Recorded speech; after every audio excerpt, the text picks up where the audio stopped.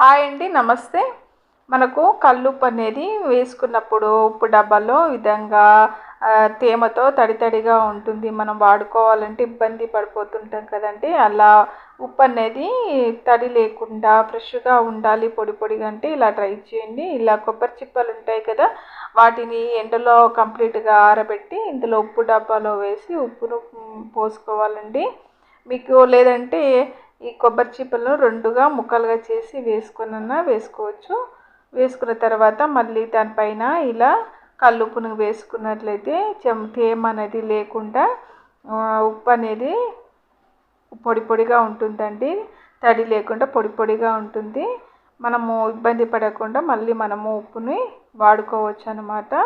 చాలా బాగుంటుందండి ఈ టిప్ అయితే. ఈ టిప్ నచ్చితే మళ్ళీ మీరు కూడా తప్పకుండా ట్రై చేయండి. వీడియో నచ్చితే లైక్ చేయడం మర్చిపోకండి. అలాగే షేర్ చేయండి, సబ్స్క్రైబ్ చేయండి. Thanks for watching.